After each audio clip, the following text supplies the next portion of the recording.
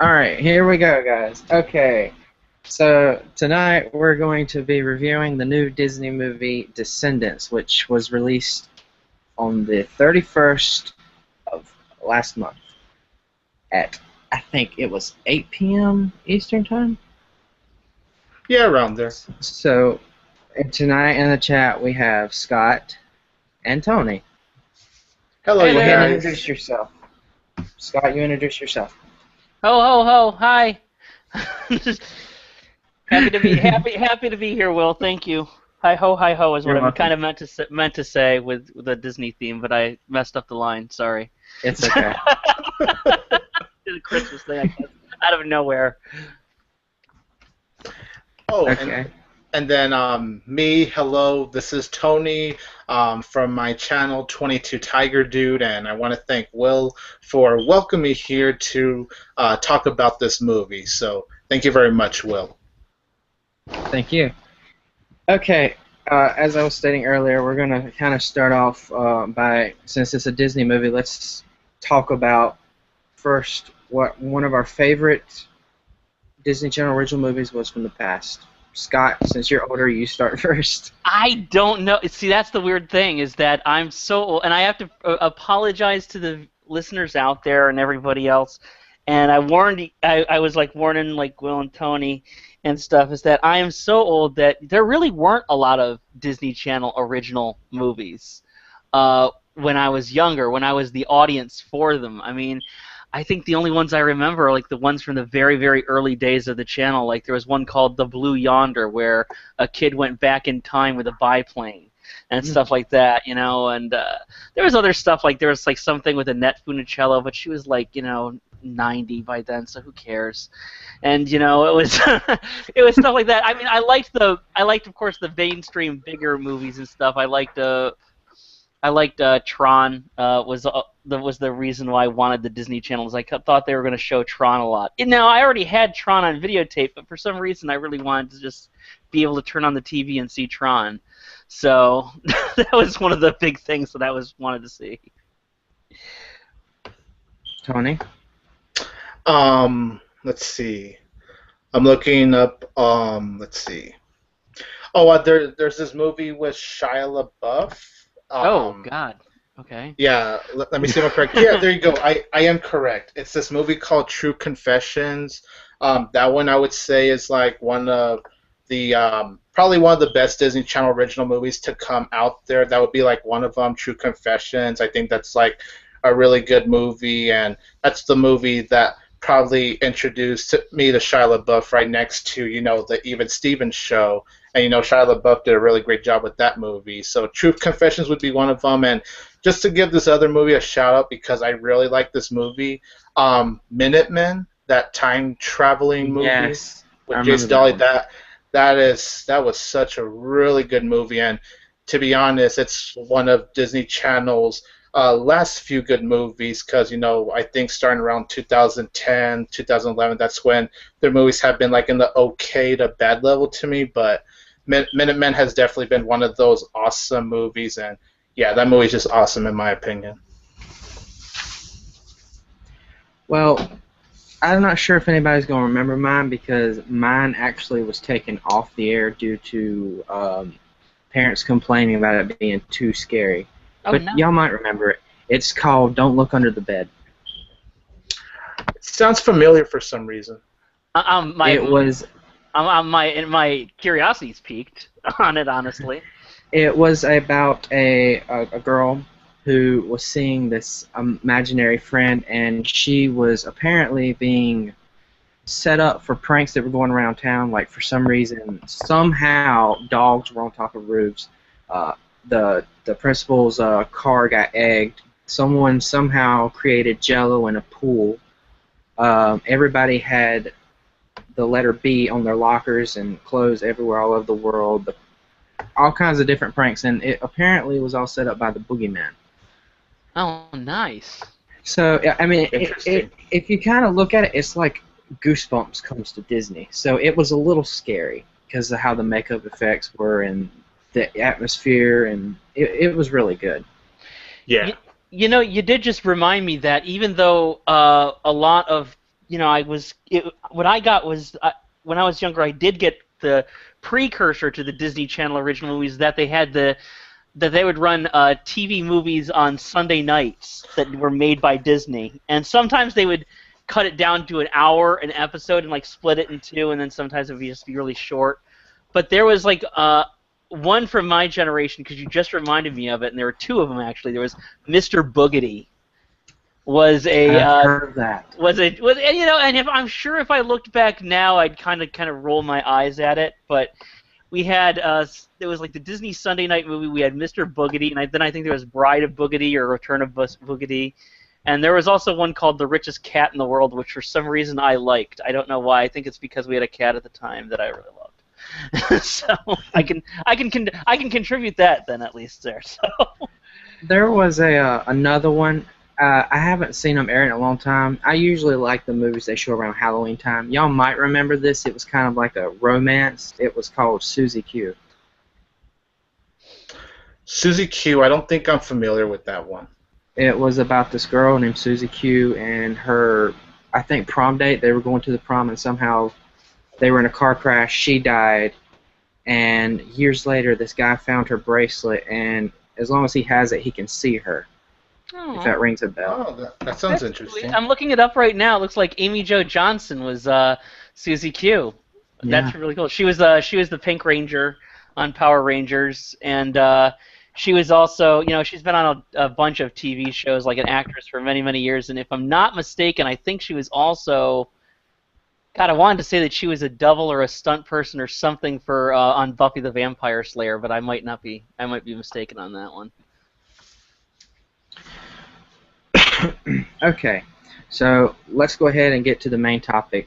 I'm really curious about Scott, so Scott, go ahead and express your feelings of what you thought about Descendants. Well, as I said, and I know this kind of makes me the odd person out here because I'm just a little bit older and stuff like that. I give you an idea like what kind of generation I'm dealing with. You know how you see people on like Facebook and stuff and they say, "Boy, remember when you used to play Pokemon as a kid?" Well, no, because I was actually already in like college when Pokemon came out, so I'm that old. So I'm like, wow. Yeah, I'm pushing. I'm in my mid-30s here, and so and Disney Channel now is a lot different. Like I said, when I was younger, when I was younger, they basically played like a lot of older Disney stuff, and then they tried to kind of make a few Disney Channel shows, but they weren't really invested in it. Now it's a powerhouse. Now they've got like two tiers of things. They got the Disney Channel empire and the Disney movie empire, and most of my exposure to it comes from my niece and nephew, who are well, I guess now that they've had their birthdays, are about 9 and 11 right now. And every time they're over there, they either have Nickelodeon or Disney Channel playing. And the Disney Channel sitcoms, oh my God, they hurt. I'm sorry, those things are, like, maybe to like a younger audience, they are just awesome. They are the greatest thing. Try not to judge, but boy, to someone like me, I have to watch like oh God, what are some? And some of these might be Nickelodeon shows. I honestly get them mixed up, okay? But they like Jessie is a show.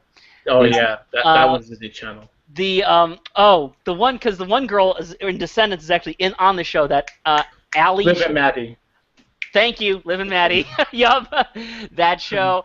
And honestly, they're watching those shows and the sitcoms. It's basically those sitcoms are as bad as the regular sitcoms were back in the 80s, and that was really bad.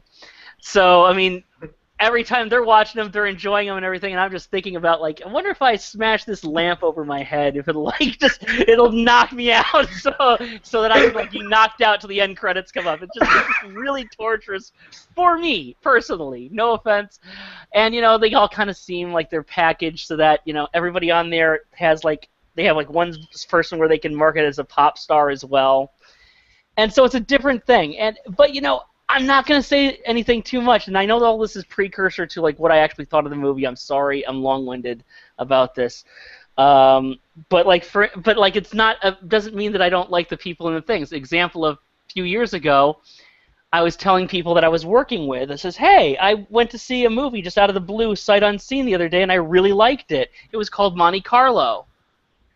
And Yes, I yes. really liked Monte. I mean, I think I had seen like half a trailer before I actually walked into the theater. I just had 2 hours to kill, and I was up there near a theater. So I'm like, yeah, I'm going to go see this Monte Carlo thing. And I thought, hey, you know what? That's a really cute movie. And there's this girl in it, Selena Gomez. She's really good. Yeah, you know what? I'll bet you she's going to be big. And they're just my friends, of course, were just looking at me. It's like, you have no idea who Selena Gomez is. I'm like, no, has she been in something else? And they had to show me the Yes. Witches of Waverly Place. Like, oh, Yeah. okay, right. So, I mean, I was that far out of it. So I was watching Descendants, and I didn't know what I was going to get. Was I going to get Monte Carlo? Was I going to get one of these sitcoms? I really hoped I wasn't going to get one of the sitcoms. And even though I knew some of the people were in it, I liked the premise of it. And you know what? It's not a bad movie. It's not a bad movie. It does seem like it's really kind of, and I guess this is what they do for a lot of the Disney Channel original movies now. It did seem kind of formulaic, though. And it seemed like it was geared right towards that audience that loves the Disney Channel originals. Nothing wrong with that. But it seemed like so cookie cutter. It was very bright and colorful, but it also looked really flat. Mhm. The two main characters of Mal and Evie, the daughters of the Maleficent and the evil queen from Snow White. I kept getting them mixed up, because there just wasn't enough difference in their character. And then they'd bring in the music. A couple of the music things are, oh, that's kind of nice, and a couple of them were just god awful. It very badly lip synced and stuff, and I thought it's because 7 years ago they had a huge hit with High School Musical or whatever, and now everything is still got to be this because it's all fitting this formula. I really loved the premise of this movie, though. I did. I loved the idea of the children, because all these villains get banished from the Disney canon. But what happens to their kids? It's not their fault. But all they've had all their entire life as role models are these villains, and it asks a lot of questions about, are we? Basically, every single person out there is going to spend a good portion of their life either trying to live up to or trying to overcome their parents and the example that they set. And so, and I liked that this movie was kind of delving into that. I really felt like it wanted to go more into it, though, and more into all that these kids were experiencing and everything, and still yet be kind of light and fluffy and stuff, which I like light and fluffy. But I just, when I was watching this, I just kept on thinking, I says, man, imagine how good this movie would be if they didn't give it the Disney Channel treatment. If it wasn't trying to say, well, we have to have this many songs because that's our formula. We have to have this character in there, so that's our formula. Everything has to be shot like that because that's the formula, and it works. Lots of people love it. I just kept looking at it saying, imagine if they actually treat it like one of their big theatrical films. Yeah. And I bet you the ambition of this film would have just shot through the roof. And you know what? I'll bet you it would have worked, too. I kept being reminded of a mainstream Disney theatrical film from about, it must be 10, 12 years ago called Sky High. Remember that? I remember that. Sky High, the movie where all the superheroes went to school, and a lot of them were the kids of superheroes. I was kind of reminded of that, and I loved that movie. It's funny. Six or 7 days ago, literally marked 10 years since Sky High came out, because it came out because I read it came out in July the 31st of 2005, something like that, on IMDb. Well, wait, didn't William just say that this came out July 31st? I mean, it was aired July 31st. Well, yeah, that's cool. That's kind of maybe that's a little. I don't know if that was coincidental or not, but that's pretty wild. But I was just reminded. But anyway, I was reminded of that movie, and I was reminded of thinking they could do so much with this because I mean Disney has built such an amazing universe in there, of their characters from like the past, like let's say since like 1939 when Snow White premiered. I think that they could have done some amazing things with this, and I felt like there was so much greatness in this movie, but it was constantly being bogged down by being as generic and fitting to this set formula, don't rock the boat, of the Disney Channel formula. And that was my problem with it. And now I know that that's a formula that works for all the fans of those movies. I just think it could have gotten to me more, and I think it could have had a lot more crossover appeal if it really just said, screw it, we're going to make this a big, huge thing, as good, if they didn't even make it as a theatrical film, as good as our theatrical films. Scott, I have a question for you. Yeah. I'm going to ask Tony the same thing. I want to have your opinion on the villains in the movie. What did you think about the villains? Well, obviously, it was their own. It really caught me off guard. As soon as they said Maleficent, I'm like, oh, okay. And I was expecting them to. I didn't know Kristen Chenoweth was playing Maleficent, first of all, and until she came on screen, I'm like, oh, Kristen Chenoweth, okay. And then I saw Kathy Najimy as the evil queen. I'm like, oh, that's odd casting, okay.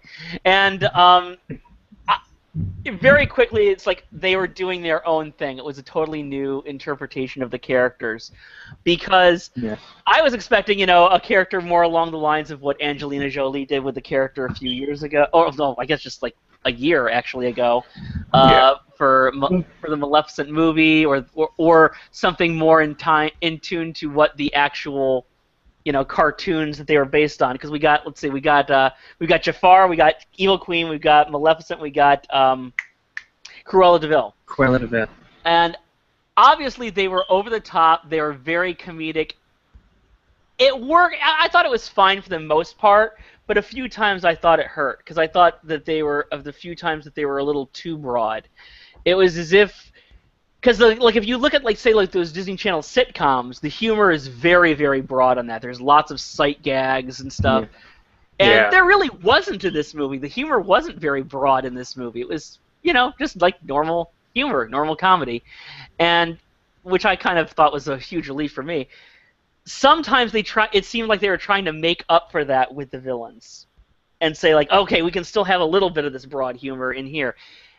It was okay for the most part, but sometimes, especially towards the end, when they had the final confrontation between Maleficent and her child Mal, I was expecting that to be a lot more sinister and a lot more emotional, and it wasn't, because it was this really kid trying to open her heart and let out all these feelings that she was having finally. Against broad comedy, and it was like two things. It just didn't quite work for me, anyway. Okay. Next question. What did you think about the kids of the villains? Oh, did you want me to answer the villain question? Go ahead, Tony. Oh no, I was just wondering. The villains, to be honest, like what Scott said, they were just so over the top. I couldn't stand the villains. I was fine with the actor who played Jafar. I thought, to his credit, he actually was fine in the movie. But Kristen Chenoweth as Maleficent, okay, I get this is a TV movie, but seriously, you couldn't have tried harder casting Maleficent? I really hated the acting. I didn't buy them as the villains, and especially when you got to the finale, when Mal, Maleficent's daughter, was trying to open up. It just felt very rushed, and what could have been something meaningful and powerful just ended up being something rushed and abrupt, oh, look, here's this big thing. Oh, now we end abruptly. And I really thought the villains were so over the top in, excuse me, Descendants. Okay, well, and... Oh, sorry, go ahead. Go. Well. Okay, well, my thought on it was, I've seen a few of Kristen's movies in the past. She was in RV, right? I think so. I haven't seen that movie in a long time. I believe she was in RV. I thought, all right, I didn't mind her playing Maleficent, but I felt like her character was a little bit too cartoony. Tried a little bit to be kind of dim-witted, and the only thing that really Oh, Oop, he froze. okay, hold on. Yeah, let me put a little something in the thing.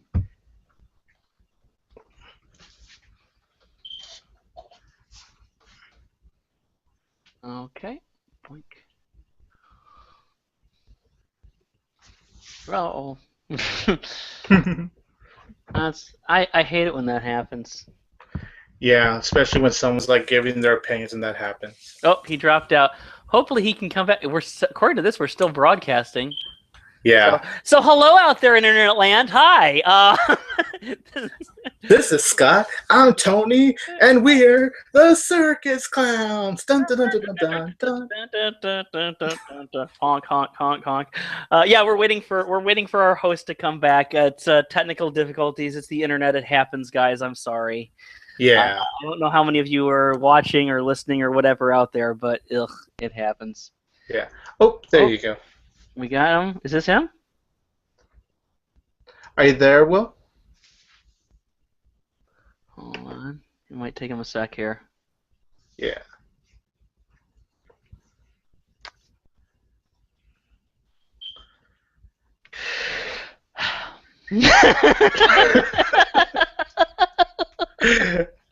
We're just like patiently waiting for him to say something. It happens so many times on my own show. It's just, it is frustrating. Yeah. But it happens so often because it's the internet and it's streaming and there's.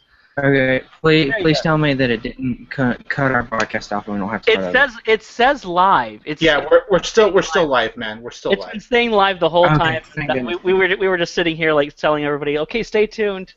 I was panicking so much right there. I was panicking so bad. I'm like, oh my god, no. As I was just telling Tony, it happens so often and it sucks every time it happens. Especially it happened to me a couple of times on Mark's show, and man, did that piss me off. Oh, and it happened when I was hosting Film Geek Central all the time, and it sucks, but it happens. It's all right, buddy. Yeah. Okay, let me try this again. You were talking. As I was trying to say. Yeah. Maleficent, when she went to open up the fridge and pulled out her book, that really bothered me. I'm like, why is there a book in the freezer? Now, I didn't know that Kathy, who played as Mary in Hocus Pocus, played as the evil queen. I did not know that till later on when I looked up who the cast was. So that kind of made me feel a little bit nostalgic to see her come back as a villain. Which, hopefully, if they ever do make a Hocus Pocus 2, the whole cast returns. They've been talking about doing a Hocus Pocus 2 recently. Oh, yeah. And I'm one of the few people who never saw that movie because I had all these Wicca friends at the time who were really offended by it and got a big wild hair up their butt because of the movie. And, honestly, I should have just said, oh, well, just see the movie. But then after, of course, years passed, it said, well, maybe I'll watch Hocus Pocus. And then I look at the cast like Bette Midler, Sarah Jessica Parker. Maybe not.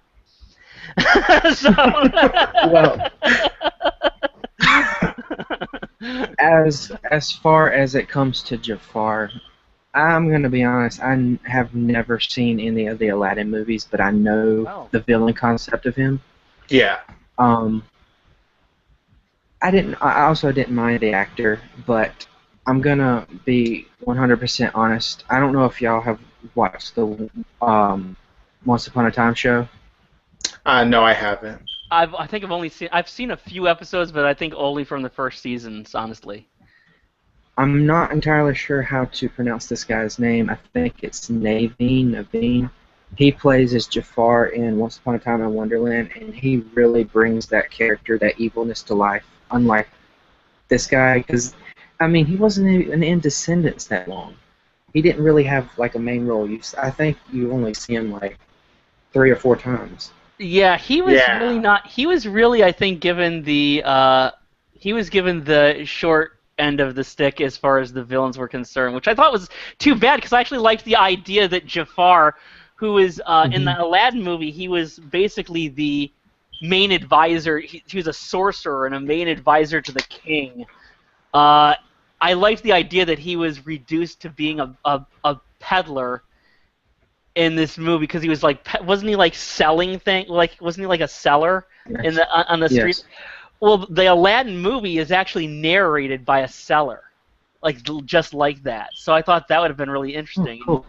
Now you said Naveen Andrews played that. I'm looking that up, and that's the same dude from Lost and English Lost. Patient. Yes. And he's actually on Sense8 too, that new show from the Wachowskis, but I can't get through that thing. So, but I don't know. Yeah, sorry. Last but not least is the Cruella De Vil character.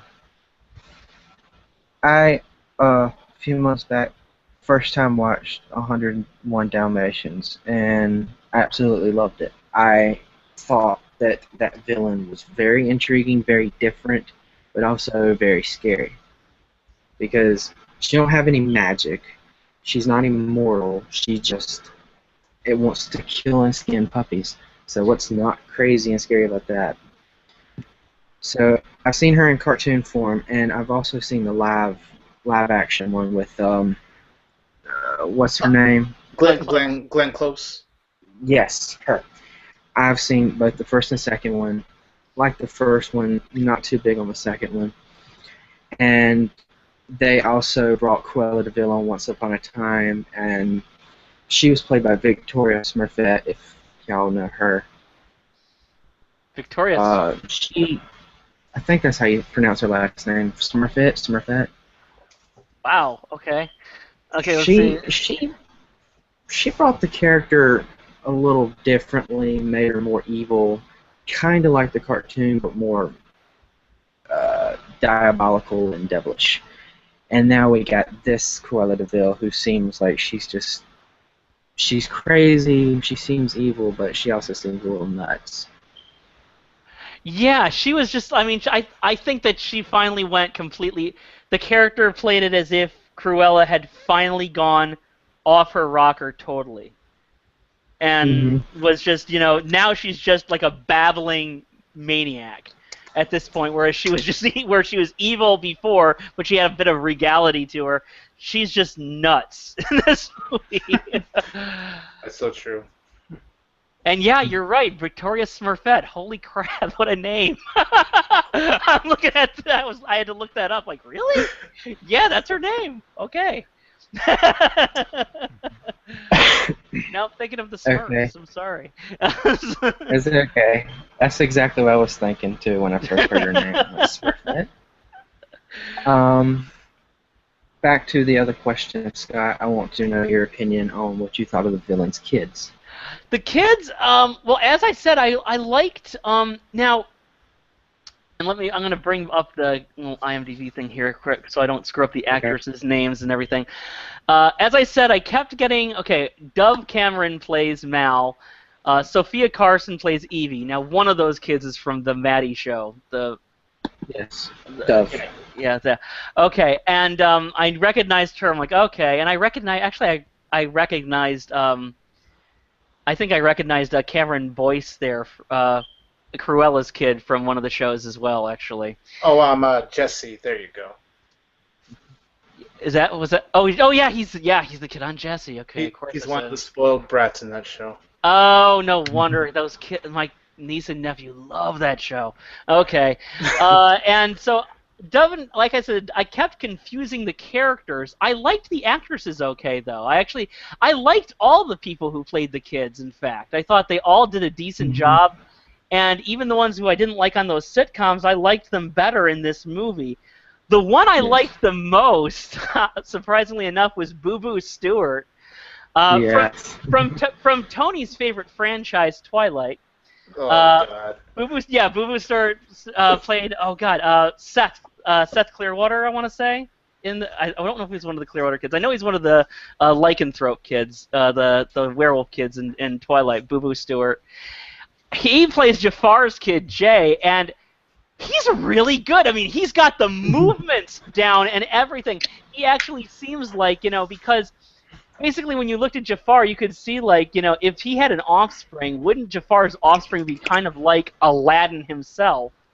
You Mm-hmm. know, because Aladdin, when he started out that movie, he was a thief, and he was very smart alecky and stuff. I mean, you could basically see this. Yeah, he's Jafar's kid. He could also be Aladdin, but Aladdin gone evil.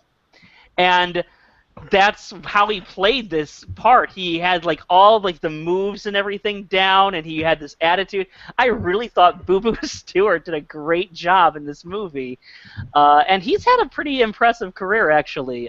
He's got the Twilight movies, of course. Had a bit part in the last X-Men movie. And you know, he's done everything from big movies to that, to he even worked for David Dakota a couple years ago in one of the Hansel and Gretel films. So yeah, I liked the kids quite a bit there. I thought they all did a good job. I was most impressed by Boo Boo Stewart, but I thought they all did a good job actually.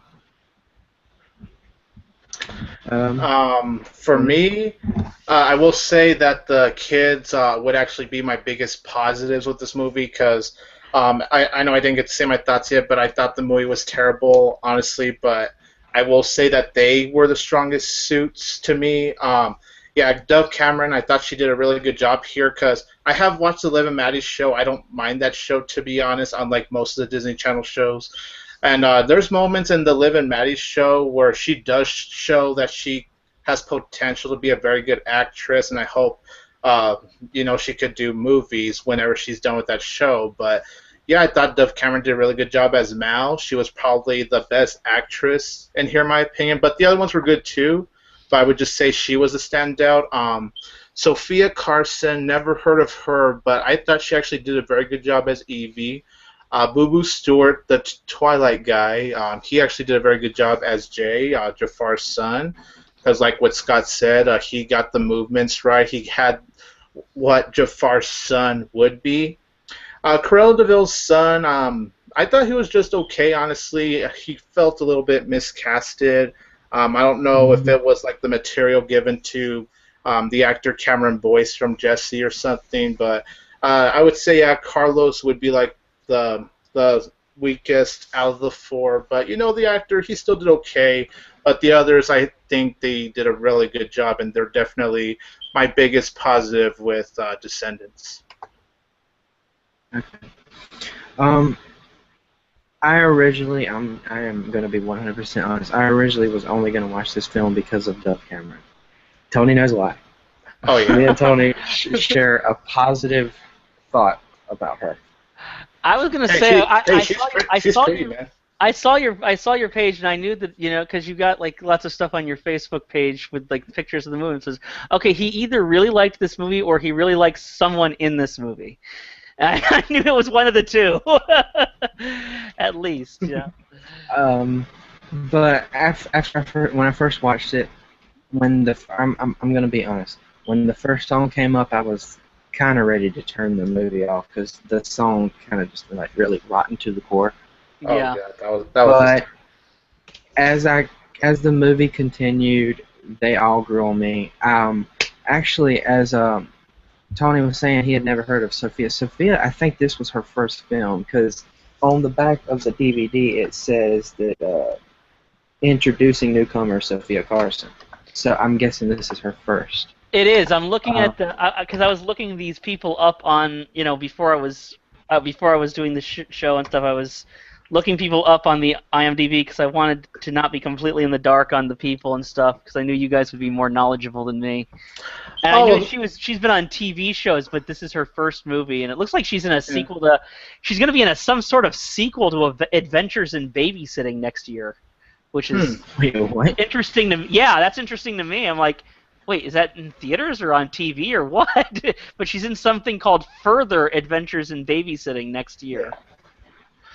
And I was wondering why she looked familiar. She appeared in one episode of Austin Alley because I watch that show sometimes whenever I'm bored, and I was all like, hey, I actually like this girl. And then when I saw her in Descendants, I'm like, hey, this is a good actress, but why does she look familiar? So that's probably why, because she was even in one episode of Austin Alley. But this being her first movie, I have to say she actually did a very good job.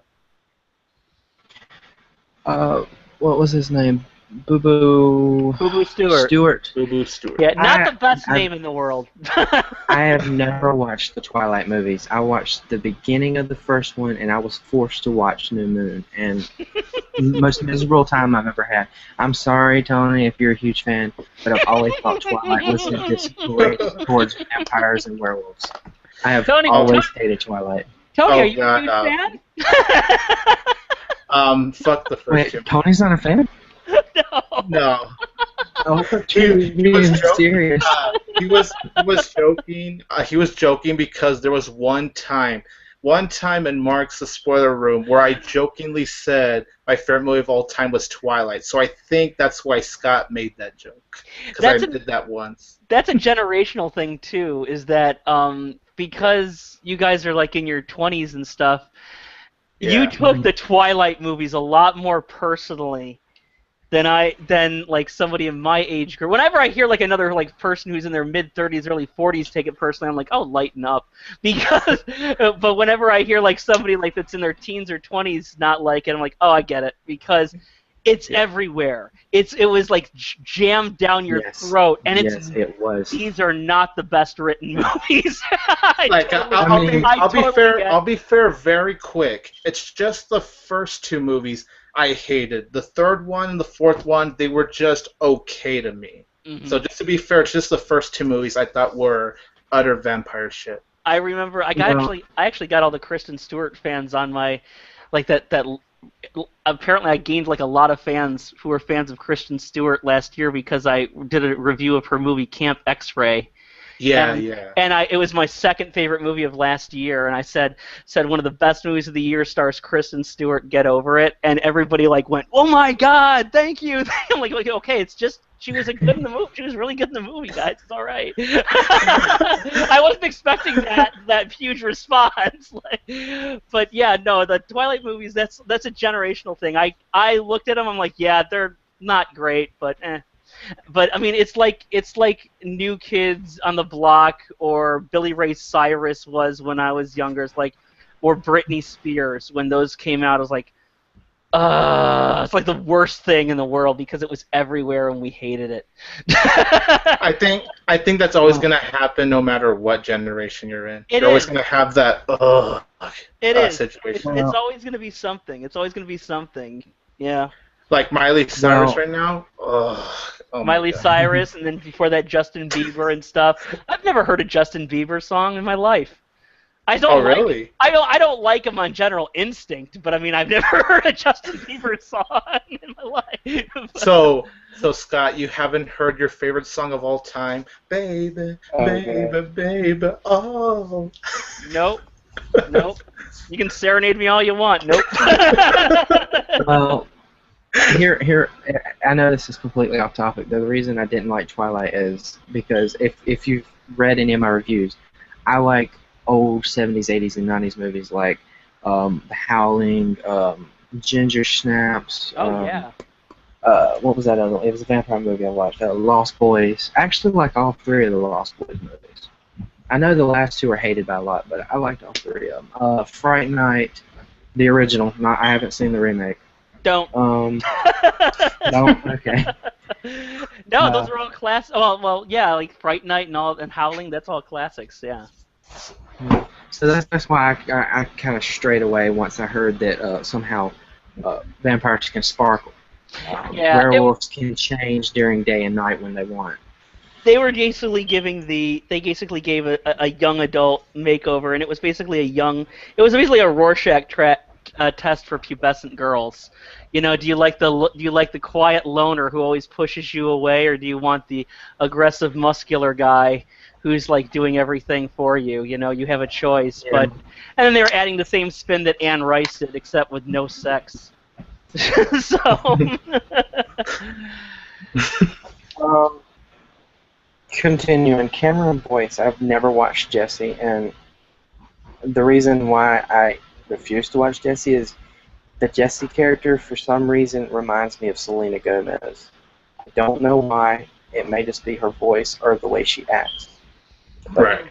I like Selena Gomez. She reminds me of Emma Stone. Yeah, it's true, and I'm not gonna lie, I actually have a little bit of a crush with Selena Gomez. Yeah, I liked her. I I think liked we all do. I liked Monte Carlo. It's the only that and Spring Breakers are the only things I've seen her in. I swear to God. I haven't seen Spring Breakers yet. Her worst film, in my opinion, is Getaway. Well, Getaway. My goodness, what happened with that movie? It got away. That's the best one I heard. I'm sorry, Will. We're way off topic here, man. It's okay. It's okay. So yeah, I haven't seen him much. So, but his character, I thought was interesting. He was funny, but he didn't really do too much. He was kind of like the guy who was just there who would make people laugh. But at the same time, he also grew on me. Like everybody grew on me. Yeah, maybe that's why he didn't stand out to me as much as the rest of the kids, because he wasn't really given as much compared to the rest of the kids, and that's probably why, in my opinion. Okay, Scott, next question. We're going to talk away from the villains and towards the heroes' kids, like Prince Charming's kid and all of those. What did you think about them?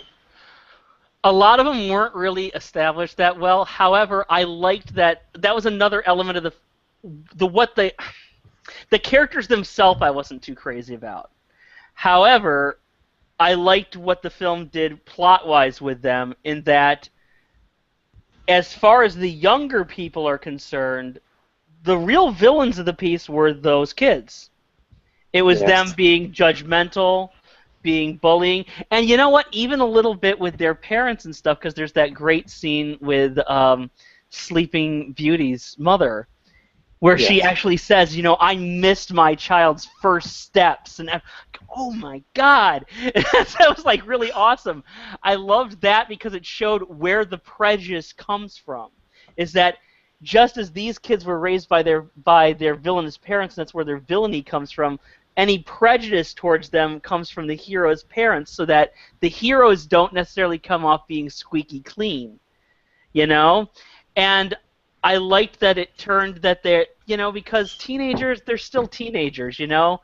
You still got a bunch of raging hormones. You're jealous of everybody else.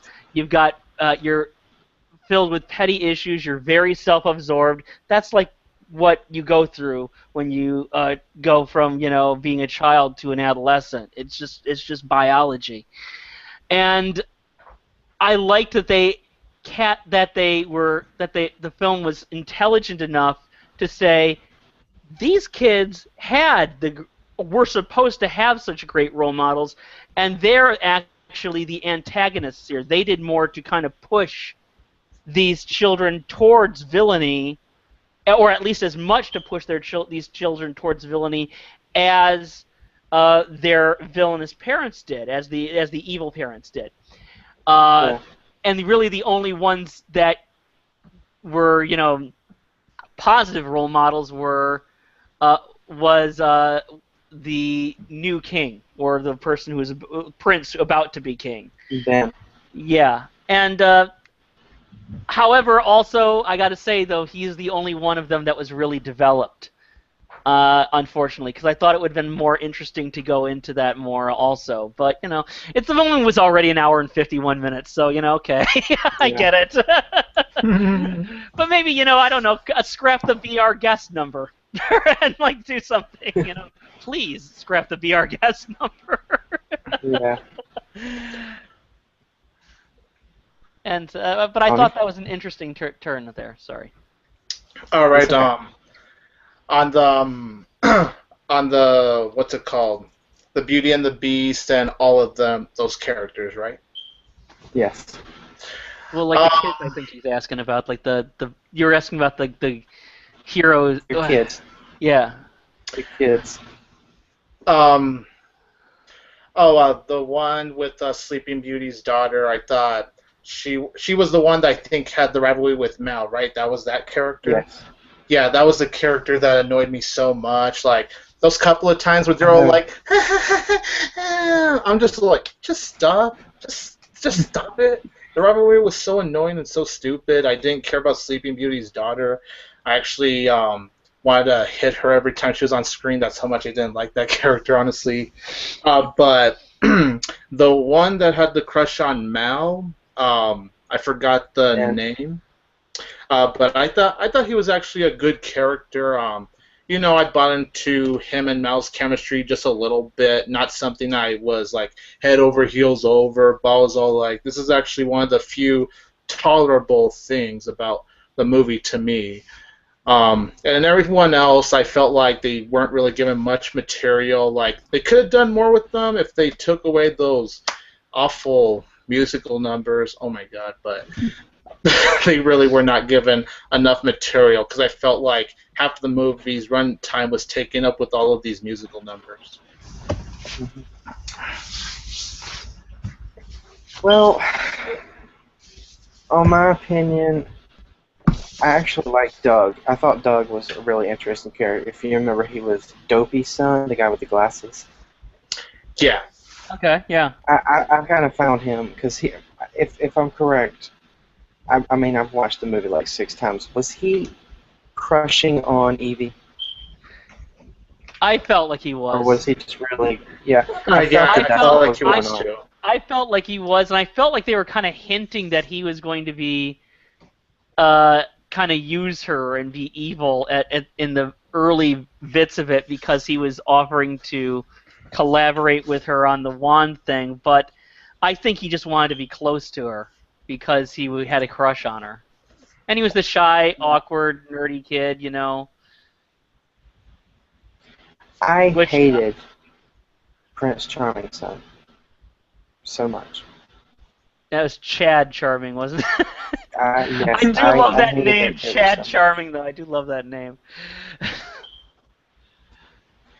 Because he was such a jerk from the start, and he looked like... Nothing against the actor, but I really hope that character does not return in the sequel, if a sequel comes along. Because I think he was the only one at the end who didn't make up with anybody. I mean, Audrey did, but he didn't. I don't know why. Ben, he was an interesting character. I thought he was really nice. Although it was pretty obvious that Mal and him were going to fall in love from the first time when they saw each other. Look, I'm like, they're going to fall in love. Don't know how, but they are. The typical high school stuff. Yeah. Yes. Yeah, although and I like that premises they went down. I'm sorry. Scott? I was just gonna say. I think you were about to say the same thing about, or maybe something similar about like I liked where I was gonna say though I liked that he wasn't really fooled by her though, and that was the big revelation. I mean, I thought we were gonna get some big drawn out thing about where his feelings go away and then they come back and then blah blah blah blah blah blah.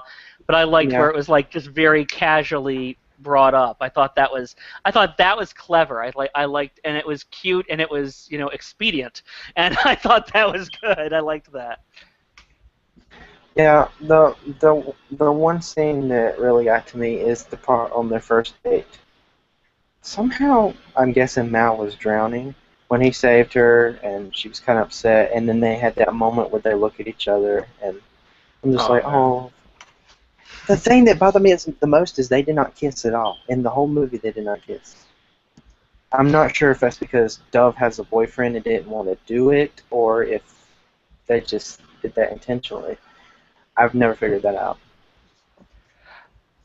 I don't know. I mean, again, I'm assuming that they. Now I know that they probably don't. I know that they don't get into NC-17 territory because Disney Channel, Mm-hmm. I mean, although I would love to see where they put those Mouseketeer hats, but I mean, wouldn't I'm assuming they do have romance and some kissing and hug and tender moments in these other movies though, right? I guess we just didn't need a kiss to show their love. I guess the movie just wanted to kind of give us an idea at the end. Oh yeah, look at these two. They're in love. I guess they just didn't want to really do it by kissing. That's just my guess. Maybe they maybe they just did it because they might have wanted the character Mal. Just she's still trying to get used to these feelings. Maybe she wasn't sure if she wanted to kiss him or not. Yeah, that's a good Because, point. she kept turning away each time. Even during the last dance number, she turned away. So, Yeah. I'm like, And that would be it would be an interesting thing to pursue too if they when they do Descendants 2. I think it's I can't imagine they're not going to make one. I mean, That was talk about one of the most obvious. We're gonna do a sequel endings ever. Like when she says, "You didn't think this was the end of the story, did you?" It's all like, "Oh, they're doing a sequel." Okay. to be fair, on the DVD, it does show, and this is really going to suck, and I'm debating if I would want to see it. They're going to do an animated series based on the movie. Oh, really? Oh. Yes. And Is it's that not what going they to be cartoony. It's called Wicked World. It starts in September, apparently. oh, Um, that's less interesting to me personally. But I I don't just know. hope that they don't drag the movie on from there, because then it makes me feel like they're not trying. They're not going to deliver. The show's not going to be that great. Yeah. But I'll give it a chance. I'll always give something a chance. So I will definitely give the show a chance. Well, I think whenever they have something like this, like I mean, it's Disney. They're gonna put so much merchandising behind everything. Oh, yeah. I mean, I remember. You go ahead, Scott. they're gonna have, I mean, they every single big thing that comes out, they like just merchandise the heck out of it, and sometimes it works out and sometimes it doesn't. And the Disney Channel has become part of that, so that they have, Disney movies in the theaters that get the star treatment on Disney Channel, like Star Wars.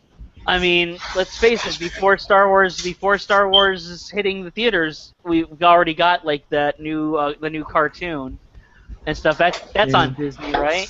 And The Star Wars Rebels. yeah, and when they tried to bring back Tron a few years ago with Tron Legacy, which I loved, they had the animated series there. It didn't last long, which is too bad because I thought it was a good show.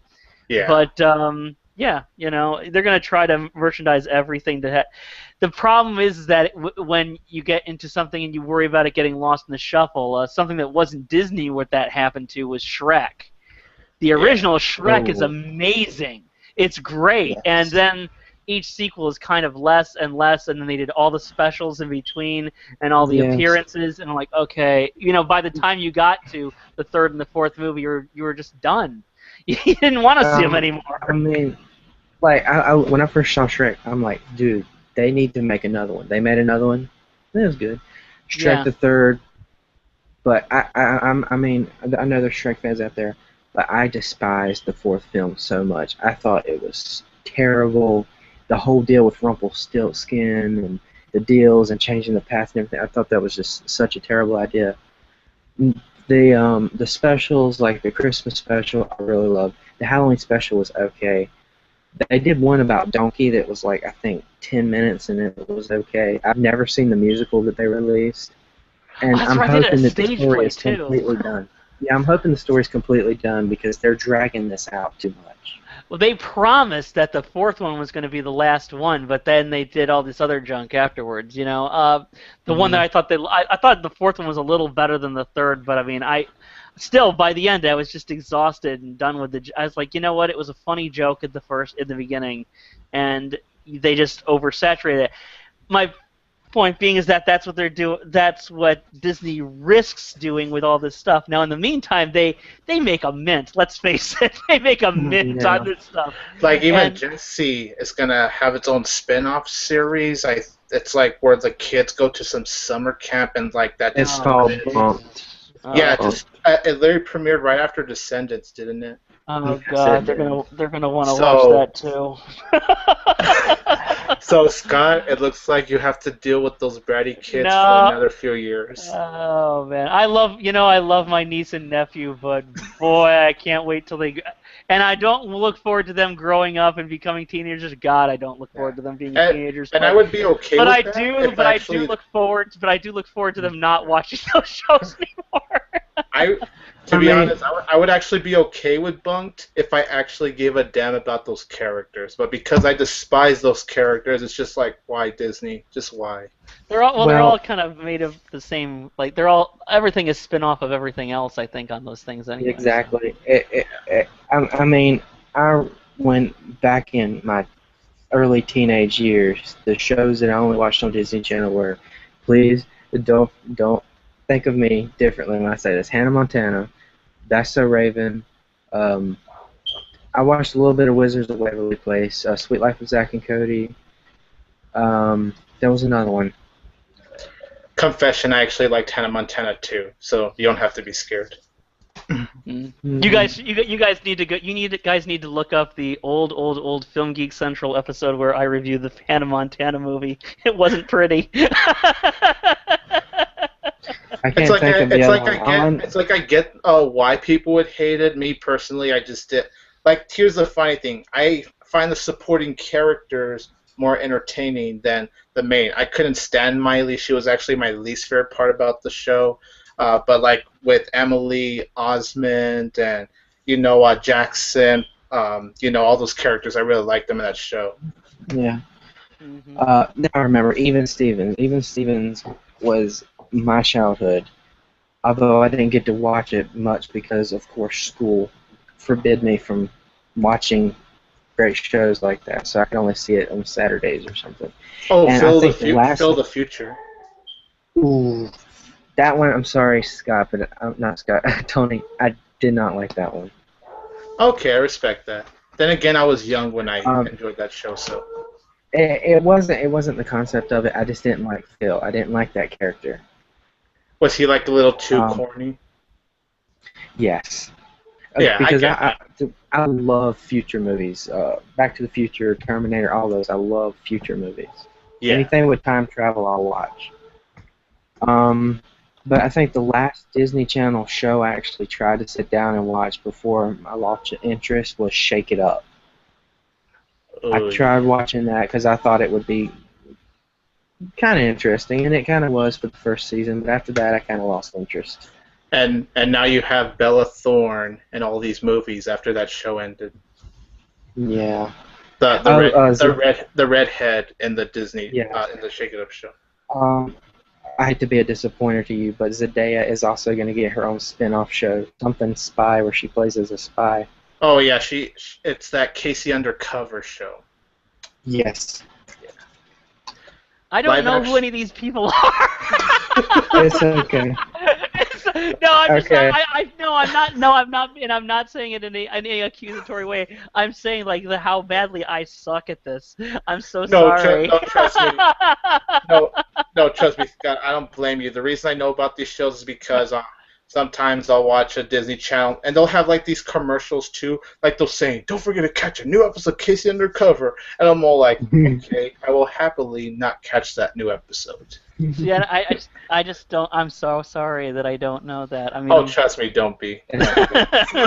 Okay, Tony, your rival is here. It is time to hear your thoughts on Descendants. Okay, honestly, I really did not like this movie at all, honestly. I think it's one of the worst Disney Channel original movies to come out. Not the absolute worst. I think that might have to go to Girl vs. Monster. Oh my God, that movie. It's not as bad as that movie. But Descendants, I felt like really wasted this concept because I agree with you guys. This is actually a pretty nice concept. I like the idea of these Disney villains having their own kids, their daughters or sons. That's a cool concept. I felt like this movie, the reason I hated it, it really wasted the concept, and most of the casting not being good. It was pretty good with the kids, but on the villains, I just couldn't buy into them because they were just so cartoony, and the material they were given was so god-awful. And I just didn't like how, I don't mind things that are formulaic. I don't mind if they're predictable as long as I'm into the story in some way. But because I was not into the story with Descendants, it really bugged me on how predictable, how formulaic this movie is. And I felt like what this movie could have gone somewhere where it's so creative, and it could have been something fun and simple, yet it turned into another high school drama movie. That's really how I view Descendants. I just view it as just another high school drama movie, but with the Disney villains. And I really didn't feel like they went anywhere with the storyline. There were like slight scenes where I'm like, okay, they're going somewhere a little creative, like the fact that the kids had to deal with what their parents did to the village and all that. I was all like, hey, that's actually pretty cool because these kids, obviously they're good kids. They're not like evil, even though they're trying to be evil. So I thought the film went there, and I was like, hey, that's cool. And then they kind of like turn it into another thing, and I just felt like what could have been something fun and simple and entertaining just ended up being a huge waste of potential. And not to mention, I thought the pacing for this movie was so rushed. I just felt like they rushed through so many things into this movie to get somewhere, and it ended up just being a big pile of mess by the end of the movie, at least in my own opinion. I understand that. That's good. I actually agree with a lot of what Tony said. It's just that I think he just felt a little more passionately and negatively about it than I did. But I thought that I think that they really squandered the premise. I get that they were doing it as a musical, and it's always great because then they can get the soundtrack album. They try to launch every other actor they have. They try to launch as a pop star as well, because that gets them extra revenue and stuff. Because that's part of the Disney machine. You know what? And I'm not judging that at all. I'm not judging that. But I thought that the music, apparently, according to the IMDb trivia, this movie was not originally supposed to be a musical.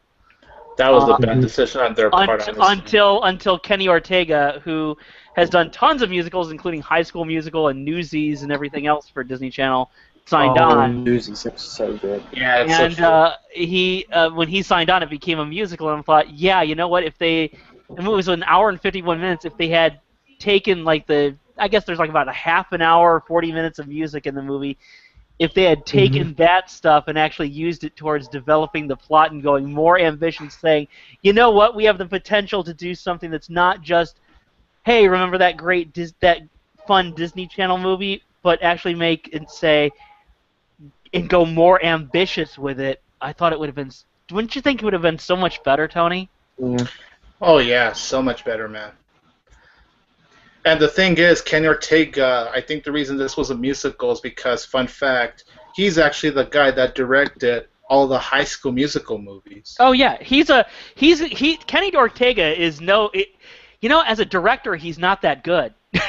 Everything looks so flat, but as far as theater and staging is concerned, he's really good, and that's why if you look, the choreography was. Like, hey, the choreography is pretty advanced for something that seems like kind of thrown together like this. Yeah. Yeah, and that's why Newsies, like you were mentioning, William Newsies, was like so well choreographed and everything like that because he's got some really great stage and theater chops. But as a film director, he's just so damn flat. And but yeah.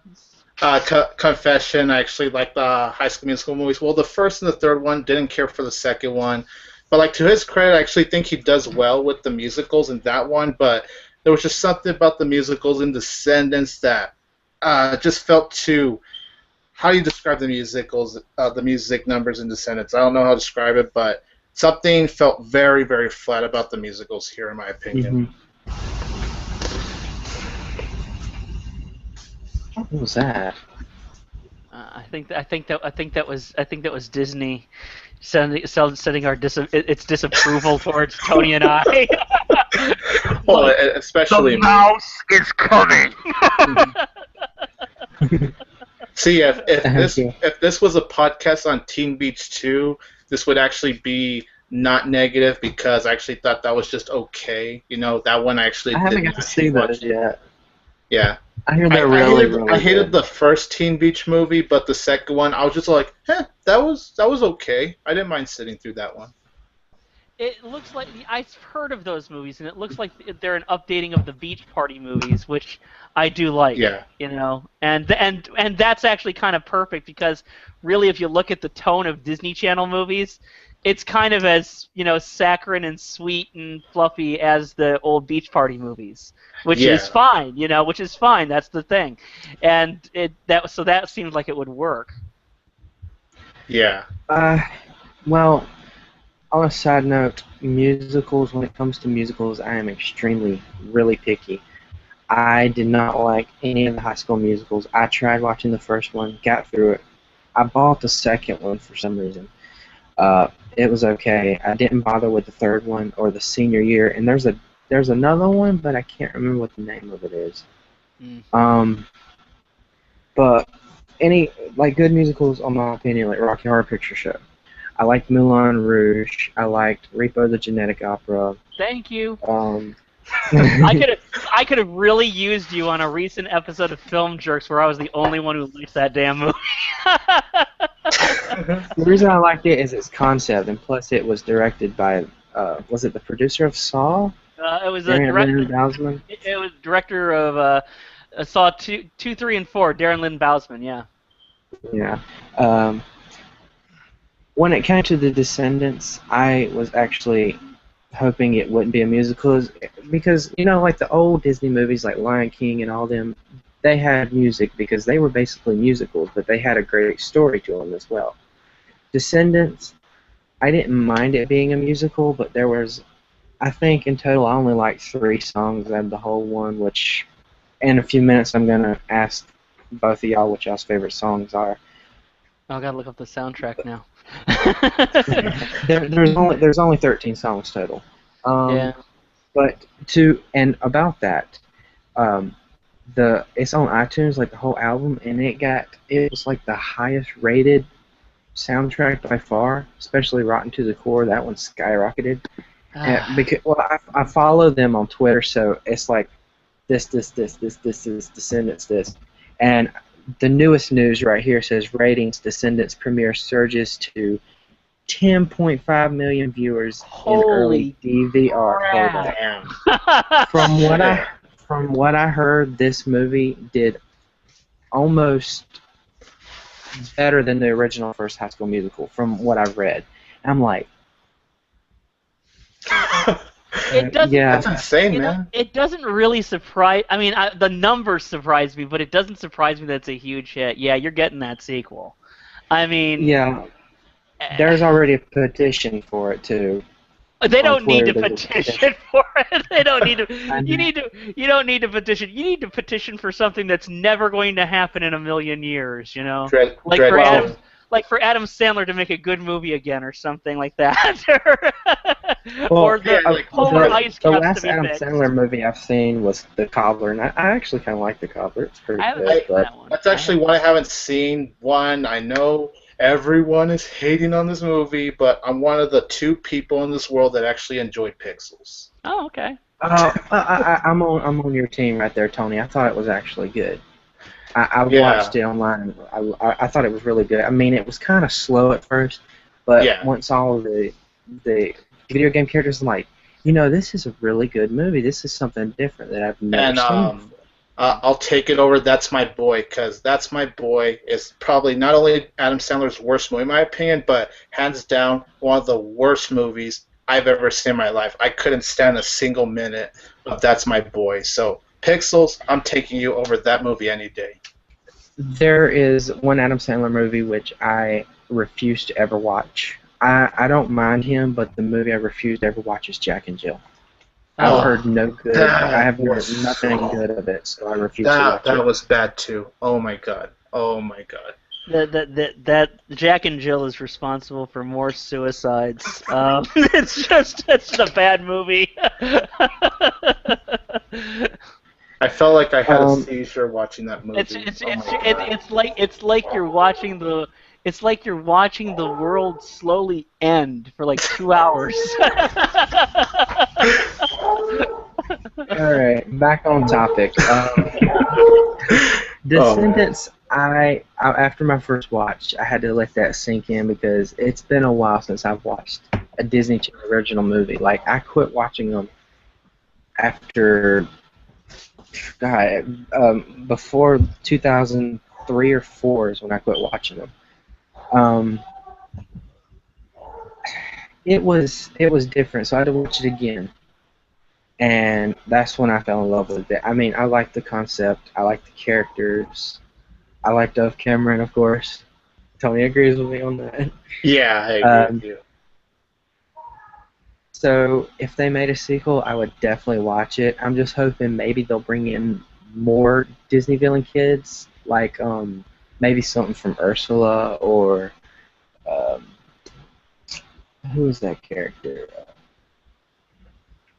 I'd like to see a Wicked Witch descendant, even though I don't really think she's from Disney originally. No, Yeah. but you know they could do it because when they did Oz the Great and Powerful a few years ago, wasn't that done by Disney? Yes. Yeah, that was. So they could do that. I'd like to see that. I'd like the story progress. And as Scott was saying about them having potential, I don't know if either of y'all two know about this, but I don't know if it was after the movie was released or before. There's actually a book based on the movie, but it takes place before the film, I believe. It takes place. It's called Isle of the Lost, so it deals with the kids on the island. So if y'all like to read, maybe y'all should check that out. I haven't read it yet.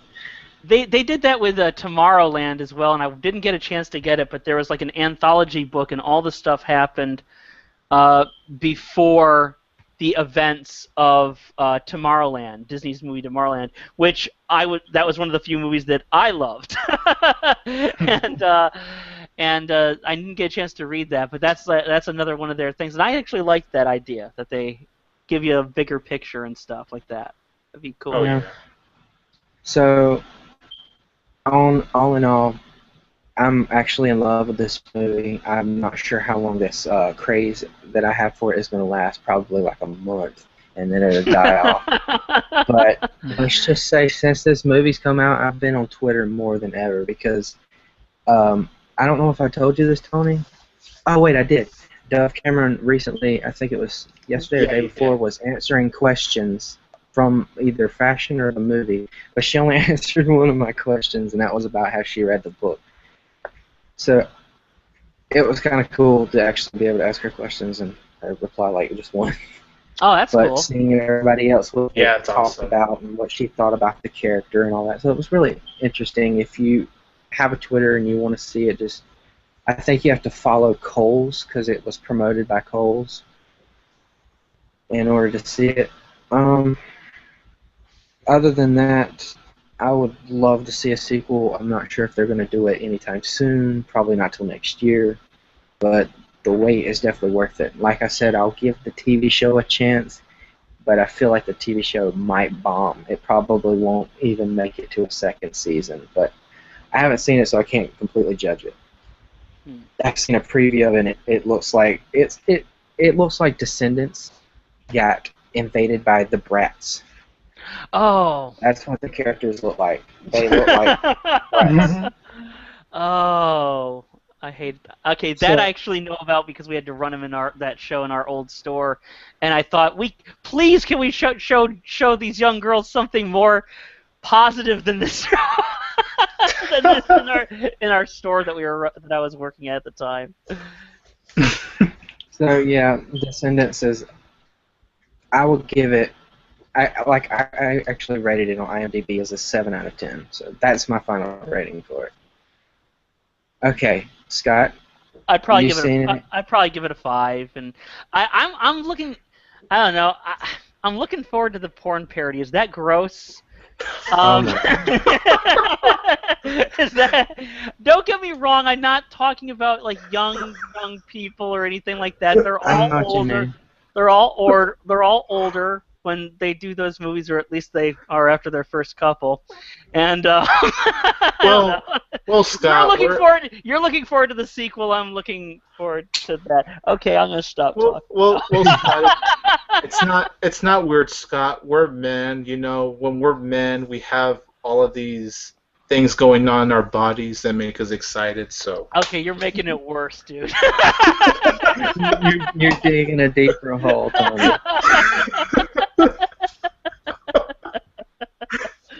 Okay, Tony, what would you give as a final rating? Let's see. Overall, that's cool that anyone likes it. Film is always going to be subjective. I always say this a lot. on my channel, film is subjective. You always have the right to whatever opinion you have. So those that like it, that's cool. And I could maybe understand a little bit why people would like this movie, but honestly, to me, Descendants was a huge waste of potential. It rushes a lot of things. It did not have to be a musical at all, in my opinion. A lot of miscastings. The special effects, too, I thought were really god-awful, in my opinion. So, let's see. What would I give it?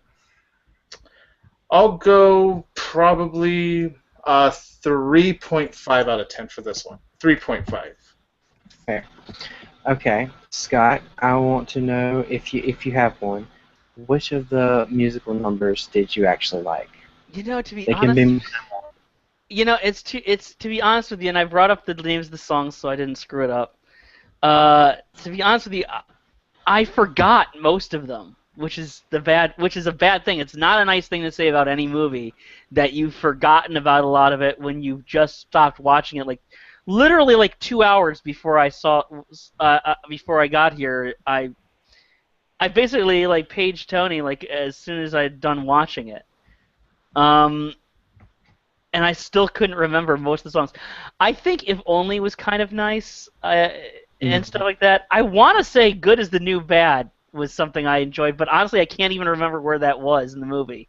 So I guess I'll just say If Only, but honestly, none of the musical numbers were memorable to me at all. They all just kind of floated away as soon as they were done. It's a bad thing to say about any movie. I'm sorry to say it. Yes, okay. Tony? Like what Scott said, forgettable, but for the negative reasons. Do you have any favorite? Like, is there one that was like, okay, this one's more kind of like just like Chinese water torture rather than the actual pulling out the fingernails torture? No. The thing is that, even if I watch a musical that isn't great, I can always find that one or two musical numbers. Like Teen Beach 2, that was an okay movie, and I can at least remember one or two musical numbers from that movie. This one, I don't remember any at all, and I honestly want to because of how much I really do not like this movie. So, yeah, I can't. There's not really one that pops into my mind, to be honest. Mm. Well, for me, I actually really like Rotten to the Core, and the only reason for that is because it was slowly being drilled into my head because it was everywhere. Twitter, Facebook, YouTube, it was on, and I'm like, okay, this is actually a good song. But the real reason I actually like that is more because of how it was shown in the movie. It actually had a really cool dance number, which seemed really difficult for them to learn all that. I think they learned all that in 2 weeks. From behind the scenes, I think they said 2 weeks just to do all those dance moves. So I'm like, that must have been really tough. Oh yeah, I'm sure.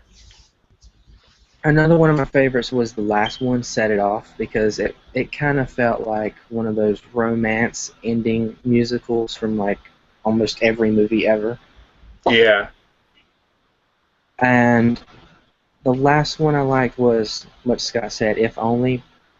Though I didn't like the scene because it had like all the flashbacks and it had like the camera zooming out, so it felt more like a music video than part of the movie. Yeah.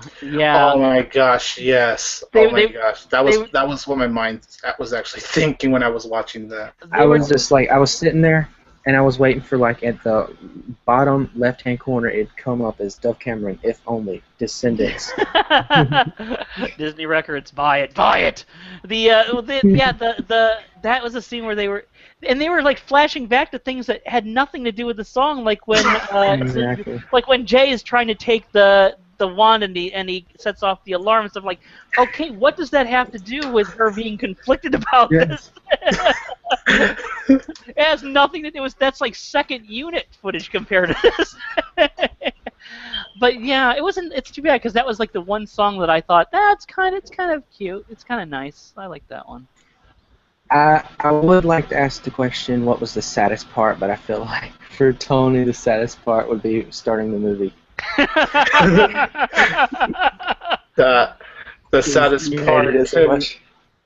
the saddest part, I know I'm going to sound harsh, but the saddest part for me was every time Kristen Chenoweth appeared on screen as Maleficent, because every time she was just talking or doing her moves, I'm all like, oh, can someone just give me a fork so I could just stick it in my throat?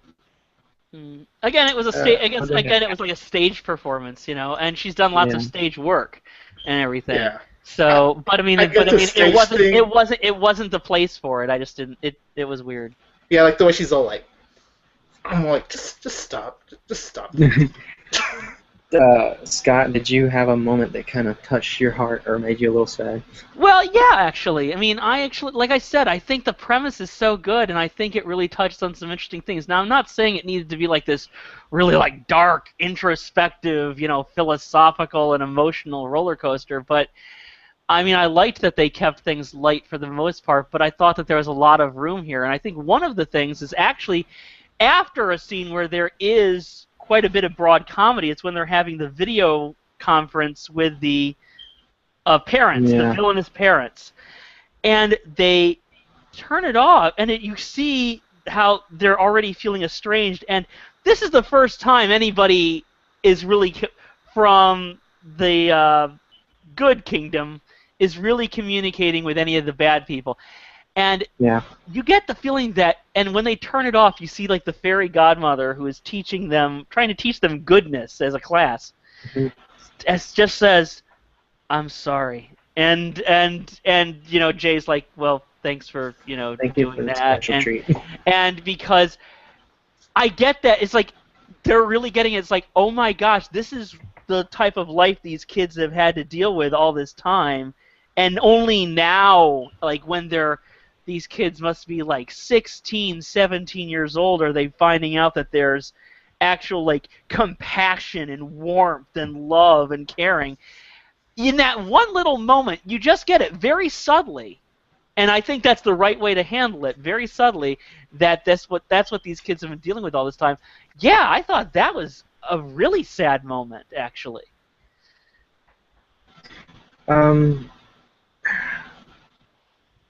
I think the saddest scene for me, because it takes a lot for a movie or even a video game to make me cry. Yes, video games have actually made me cry once in a while. Movies, it takes a lot. But the scene where she is, still trying to decide does she want to be good, evil, and she's starting to make the I think it was either a muffin or a cupcake to make Ben fall out of love. It seemed kind of sad, and it kind of made me tear up a little bit. And I'm like, don't get emotional, don't get emotional. But yeah, that right there, and the part where, like I said earlier, where they're on their first date and they have Ben and Mal looking at each other, that was a really touching moment because I'm not too big on romances, but that kind of fit the moment. That's at least what I think. Other than that, also, I agree with you, Scott, on the part where they were talking to the parents. But the one thing that really cracked me up about that is when Cruella just got all up in the camera and said, "Carlos, is that a dog?" Yeah, and it was and he's standing up to the parent. He's actually standing up, like, this is a dog. I love this dog, and this dog loves me. And it's very funny and stuff, but also it is like him standing up there. And also, as a dog person, I could really relate to that. Me too, yeah, like that part where Carlos met Dude and was like, "You've never seen a dog before," and he was kind of accepting that this animal's not vicious, it's not going to kill me. That was real touching because he came like obsessed. Almost in every scene after that, he had that dog in his hand. He was like Paris Hilton holding her chihuahua. And it's also that's like what does a dog give you? Also, a dog gives you unconditional love, and none of these kids have ever had that. So that scene where they were making the cookies and Lonnie, I think her name's Lonnie. She comes in and she's talking about the chocolate chip cookies. Now, I weren't sure if they were just trying to make her cry or if they were being completely serious, but it was a little sad moment. Yeah, I mean, then that's where she gets her tear of human sadness. It comes from her, Yeah. Actually, because will admit, yeah, I forgot about this scene, but yeah, actually, will scratch what I just said. Yeah, the scene where she did cry a little bit. I didn't get emotional or anything, but I was like, okay, that was kind of sad. So I'll probably go ahead and change my answer to that Okay, the burning question that I was going to originally ask when we were talking about the main villains, but I'm going to go ahead and ask now. The last scene where Mal and Maleficent are in the coronation area, what did y'all think about that final scene between mother and daughter? Could it have been better or what? oh yeah. I think it could have been a lot better, in all honesty. I just felt like I said, I just felt like that whole entire finale did just kind of rush through things. It's all like she turned into a dragon for a minute, and then she talks to a Mal, and then she turns into that dragon, and then of course she shrinks. So Yeah.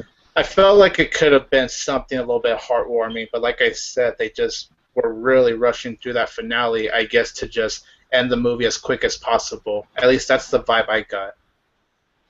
And whereas I was glad that she actually did turn into the dragon, because that's something they Mhm. didn't do in the Maleficent movie. They actually had her have a separate dragon in Yeah. that movie, which Oh, I didn't like. Yeah, Maleficent was another movie where I thought the themes were really good, but I didn't like the movie. In fact, I liked Descendants slightly more than I liked Maleficent. But I think I already I mentioned it earlier on, is that it didn't work, the final confrontation, because you have Mal pouring her heart out. Mhm. But when the villains are played as broad comedy, very theatrical with big gesticulations and larger than life booming, there was no sinister. You didn't feel any threat. Exactly. You didn't feel any. Like the stakes were very high. I mean, it was basically just it was just basically having this one girl like trying to like pour her heart out, but somebody else is too busy being a drama queen to do the thing. It just didn't work. It was two conflicting styles of acting, and when you have these two characterizations that just don't connect, you're not gonna you can't force that connection in the end. I agree. On a side note, before I give my opinion, something that just came to my mind. There were two confusing parts. At the very beginning, Mal says that she lives on an island that has no magic and no Wi-Fi. Um, one, the part where they're communicating with their parents over the internet. If there's no internet, how is that happening? Good point. Well, I That, mean, I did get the idea that they were kind of it was a special treat, and if you notice, they couldn't figure out how to make it work. Yeah. So maybe they So they would somehow, just turn the Wi-Fi on and then turn it back off. well, they're magical. Maybe they just zapped it in there real quick and stuff. Although if they could zap it in there, why even bother with Wi-Fi? Why not just? I mean, they do have people. I mean, people do like show up in mirrors in these stupid things. Yeah. actually, that actually did pop into my mind while I was watching the Good point. movie. I was wondering the same thing about that Wi-Fi. I'm all like, yeah, talk about a plot hole right there. Yeah.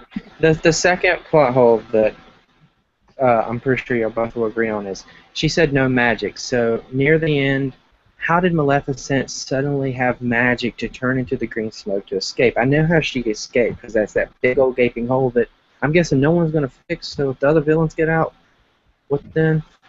But she, for some reason, had magic to able to leave, which was Yeah, that's confusing. true. Yeah, I would agree with that. Well, she didn't. Well, wait, And she didn't leave. She shrunk, right? Yeah, no, she, no, she she turned into smoke and then went to Oridon. Oh, well, yeah, wait. she So wasn't when? she was like using her stare, and then that's when Maleficent turned into that small dragon. Yeah. Okay, so hold on a second. Okay, I'm confused. So like, I'm but like, talking about the part where the barrier is first broken and the villain's like, we're free. And then Maleficent grabs her scepter, turns it into green smoke, and takes off to go to Oridon to get the wand. okay, so I just took it as like the barrier opened and now she had her magic again. Was that? Well, wouldn't that mean also Jafar's going to have magic? Didn't he have like a snake staff? I wondered why the other three just kind of hung back there. I mean, I can see why Cruella De Vil's kind of screwed. She's human. But, yeah, true. Yeah, I couldn't figure out why everybody else just kind of was. They were still hanging back and watching it on like an old TV. And I was like, really, guys? Well, if you think about it, those three were. were. This out till the sequel? What? Well, like I was thinking, if you think about it, those three were just there. Maleficent really brought on the show of being evil. They were just like, you do this, you do that. Oh, we'll just wait and see what happens. That's true. So, but at the final act, I thought maybe it could have been a little longer. It felt like it was a little rushed. I mean, it was cool to see Maleficent come back and, kind of surprise everybody and then freeze them. But the thing with the dragon, I'm like, how? Okay, I understand that this is a Disney movie, so sometimes CGI can be limited, but there's no way a dragon with those big wings could fit in that little area without, one, hitting anything, and two, probably killing people with. But I just accepted it and went along with it. Maybe there's gonna be a director's cut where all of a sudden just like people gored by the wings, like ah. Maybe that's why Chad Charming wasn't. He was like gored by a wing or something. Yeah. I agree with you on that, though. Oh, actually, no. I take that back. In the background, when they're frozen, I think Doug is no, not Doug. It is either Doug or Chad that is hugging on to each other with a scared face. If you watch it again, you'll see that little part there. Yeah, I thought that was kind of funny. I can't remember, though, who is hugging who. The part where did she turn into a lizard or a salamander?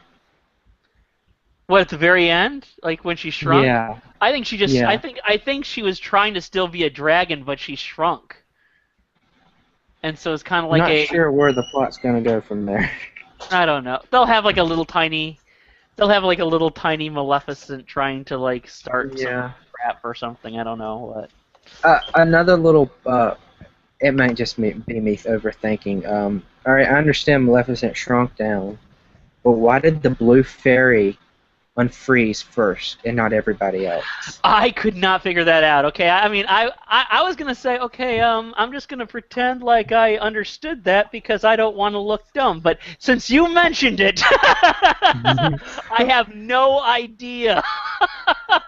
I mean, I know she's magic too, but I couldn't figure that out. Why, Tony? Why did at the end? Why did the fairy godmother unfreeze first before anybody else? Any clue? I don't, and I don't think Will knows either. To be honest, I have no idea either. I can't explain that. I'm sure there's someone out there that can explain that better, but that was the part that made me go, okay, how in the world does that happen? Okay, it's not just me. That's good, because I mean, you figure in for certain like little things. I mean, no film doesn't have a plot hole, and a family like kids movie is gonna probably have more. But okay, I'm glad that wasn't. Will, thank you so much for bringing that up because I'm glad that wasn't just me. I try to look at little elements that some people overlook that what you would question each time you rewatch it. You still don't understand how it happened. I have no idea why that happened. No, I thought it was. I really did think it was just me. Wow. Trust me, you're now above something else I was going to talk about. Two other things I was wanting to mention earlier. I want both of you guys' opinions.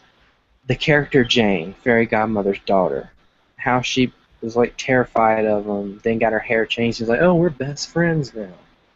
and then completely was rude to them afterwards. But Mal made her hair go back to normal, and everybody at the end was like, "Oh yeah, we can be friends again."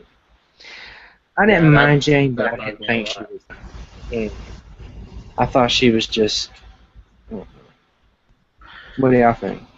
I liked the character, but I thought that the whole arc was rushed and stuff. I mean, like for instance, when she starts talking crap about the villain kids and stuff, and she turns her hair back to normal, which I liked, but I wanted there to be more of that because I wanted there to be like, wait a minute, you can get something that you want from me, but then as soon as I'm kind of down, you turn your back on me. I can play that too. Bam! I wanted there to be like more of that, and in the end, I like that everybody makes up and because I mean, let's face it, what's the big thing with fairy tales and everything? It's happily ever after.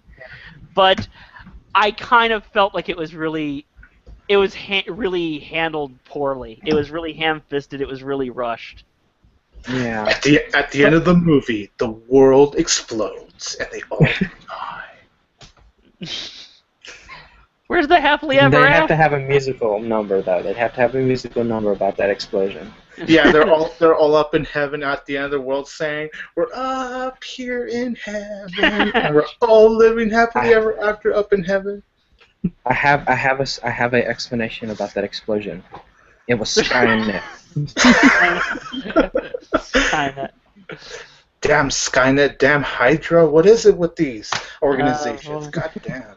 They might, the way the latest Terminator movie did, they might just decide to say, screw it, we're rebooting it as a Disney Channel show. Oh, God. They might, we've tried everything else. We can't make it stick. But, yeah, that character, Jane, I didn't like her because, it's like Mal did something nice for her, and then she just turns her back on them like they're pieces of trash. And when Mal did that, I'm all like, thank you, Mal, because I was worried she was just going to let her get away with it. Like, yeah, I would like something a little bit more revengeful to happen to her, but it's all like the fact that she just changed her hair back to her bad hairstyle. I'm like, okay, that's like fair enough at least. And then when she says, I forgot exactly what she says, but when she said, you want me to show you what I got when she's reading her book, and then they all feared her, including that Andre girl that she has a rivalry with. I was like, okay, that was cool. I was actually happy because they showcased that they were kind of business when that scene happened. So that was a scene that I did actually like.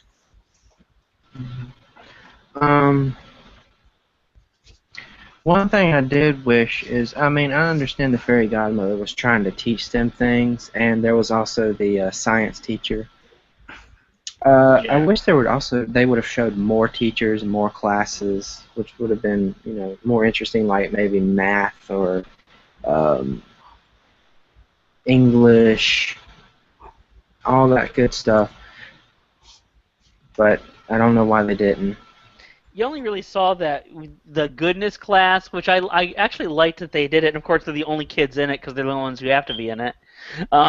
Although I think the argument could be made that the other kids should be in it too.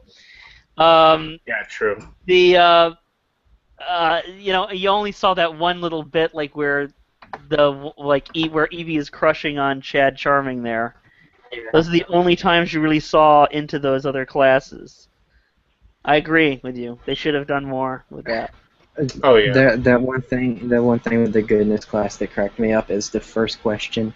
What do you do when you see a crying baby? And the last option was carve out its heart. I'm like, this is a Disney movie for kids. You're talking about carving hearts out of babies? It really is. That's actually, and goes back to the original Snow White thing, though. Yeah. Remember, the huntsman was supposed to drag her into the forest and bring back her heart.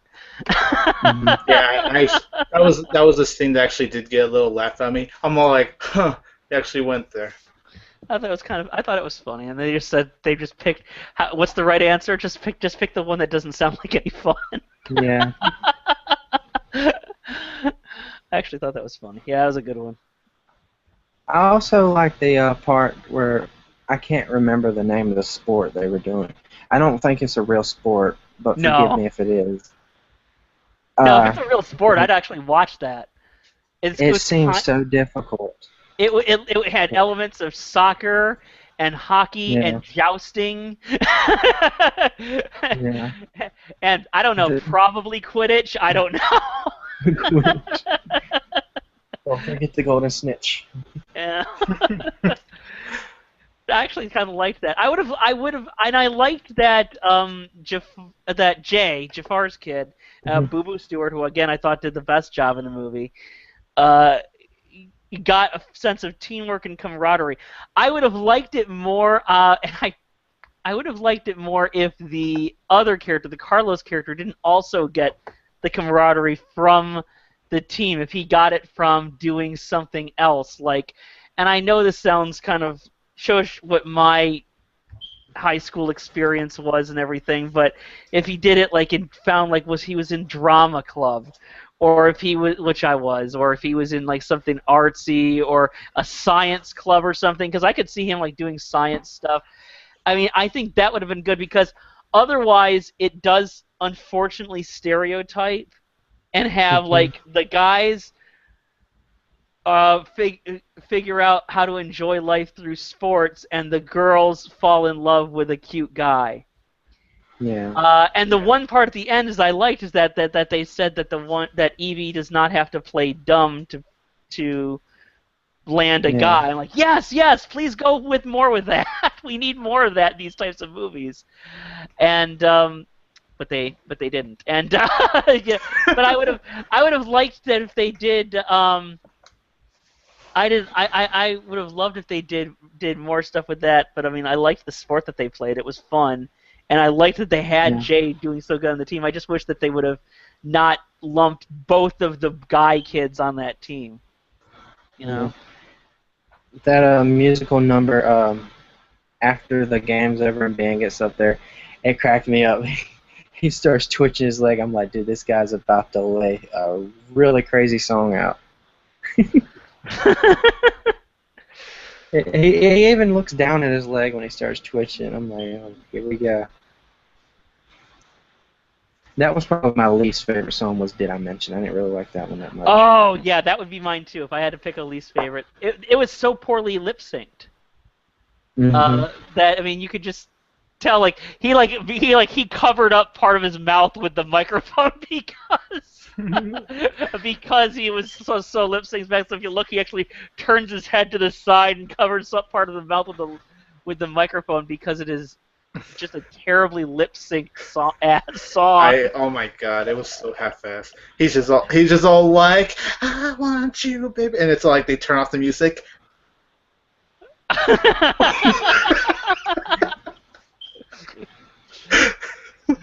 Like that old Milli Vanilli. It's like the old Milli Vanilli stuff with the record skipping, or Ashley Simpson on the Yeah. Saturday Night Live. Yes.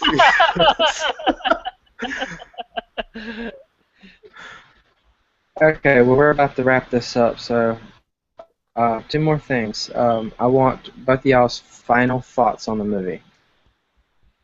Do you think that there can be something improved for a sequel? Yeah. I'll just go first. Sorry. Yeah. I mean, the sad thing is they don't really. Speaking from a marketing standpoint, which is I hate it when people say that. Because there's like no artistry there or anything. But speaking from that, they sadly don't really have to because they've already Mhm. are developing a dedicated fan base for this movie and everything. But Oh, you know yeah. what? I think the fans deserve more because I think the premise is so good that they really deserve more. Play down the music. Don't try to make it like every other Disney Channel movie. No matter how good or how successful those movies have been in the past, you have something here that can actually be so much better, so much more inclusive, and so much more ambitious. Explore some of the themes about where these kids have come from, where they're going, Yeah. and what they're feeling, and I think that they could do something amazing. I don't really think they will, honestly, because I don't think they have much. I don't think they have much incentive to. I would really hope that they would try, though. Yeah. Tony? Oh, I was just like waiting for you, No, for I you was to come to me. I actually came to the point pretty quickly that time. It's a rarity for me. Oh, no, I just want to be sure because I feel bad when I talk and then that person is still trying to get through his or her points. So I just Nope, want to be sure you got through all your points. I'm done. All right. Not much for me to say. Scott pretty much took the words right out of my mouth. Please, I know it's not going to happen, but please don't make it a musical for the next one. I really don't think. Maybe have one musical number and actually have it on sync and actually good, please, for God's sakes. Like what Scott said, explore more of the themes on where these kids are going. Maybe explore more of the characters that were highly underused. Like explore more of the villains. Give them more interesting material to work with. More of like some of the other characters with us. Like maybe some of the characters that they went to school with. We could learn about them. Or what you said, Will, we could see more of those classroom scenes of how they get to learn, the good versus evil thing, and just have a better storyline and use and find ways to make this concept work better than what didn't work here in the original film, in my opinion. So I'm pretty sure it won't improve, but like what Scott said, you could only hope that they would at least try to do something like that. My final thoughts is, as I'm saying, I feel like probably what we're both saying is probably going to end up in the TV series. But if they do make a direct sequel and it actually picks up where the first story left off, I'd like to see, like I said, maybe less musical numbers, more focused on more of the other three kids other than Mao. I know like Mao is one of the main characters. I'd like to see more with Carlos, Jay, and Evie, other than her Carlos taking the spotlight. Not that I don't mind Dove Cameron being the spotlight, but I'd like to explore more with the other characters, if that helps. Well, don't forget, if you want to see more Dove Cameron, just watch Liv and Maddie, where you don't get just one, but two. You get two Dove Camerons in that show. So yes, sure. Is it on Netflix? Liv and Maddie? No, it's on Disney Channel. I mean, is there, because I have to, if I'm gonna have to watch it, I'm gonna have to catch up. So if the show is on Netflix, I don't think right now. Maybe the first season. I would have to look into that. Okay. Yeah. All right. Let me know if you can. All right. So yeah, we're probably gonna go ahead and wrap up.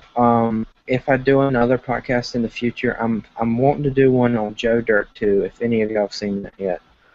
No. I know a couple of my friends that have, but I have not seen that. I haven't even seen the first one, to be perfectly honest. Okay. That I could try to watch them, but oh god, I don't want to. Oh man, I wouldn't mean anything personal, but that might be a hard pass. Well. It's okay. Like I Sorry. said, it's a maybe. I haven't really made up my mind yet. Oh. But yeah. Okay. Any closing thoughts that y'all would like to share? I said everything I pretty much needed to say, honestly. Okay. Scott. Same here. I mean, I thank you for having me on. By the way, it was last minute, and I appreciate you doing it. And man. it's I know that I'm not the audience for this, as I've mentioned. I'm an older guy, just no matter how my voice sounds. It's, but it's, I really think that there's a lot of great material in this movie. I just think that it's kind of shortchanged by trying to stick to a proven formula that's worked before when you have something, but I think it's actually could be a lot more than what it is. So, but yeah, thanks for having me on, though, Will. I really appreciate it. Thanks. Yeah, you too, Will. Okay, Thanks for having me on, man. I really appreciate it. Go ahead and if you'd like to share with how we can reach both of y'all. You want to start first, Mr. Davis? Okay, sure. I haven't updated anything for a couple weeks. I need to get on that, but I do a website called Moviocrity.com. It's where you can find when I remember to do what I'm supposed to do. It's where you can find when all the podcasts I'm on, any reviews that I write, and you can also catch my web series Moviocrity on Vimeo. It's all about exploitation cinema. Some of them are for 18 and up, so be sure to look. But yeah, that's where you can find me, Moviocrity.com, and then check out the show Moviocrity on Vimeo. Sweet. Okay. And then for me, man, there's always a lot for me to say every time I do these. You could find me on my YouTube channel at youtube.com/22tigerdude. You could follow me on my Facebook page at facebook.com/22tigerdude. You could follow me on Twitter at tigerdude22. You could find me now at moviepilot.com at moviepilot.com/tigerdude22, and then there's Instagram at 22tigerdude. Nice. Mm-hmm. All right. Last but not least for me, Facebook, of course. I can't exactly remember what my Facebook ID thing at the top is. I think it's Crazy Manor or Crazy Man. I can't remember. Twitter is just look up Willy Will and I will pop up. YouTube is Pruton Analuski 2. I believe that's about it. I don't use any other social media sites at the moment. But yeah, thanks for joining me, guys. Thanks for having me, man. Yeah, you too, man. Thank you very much.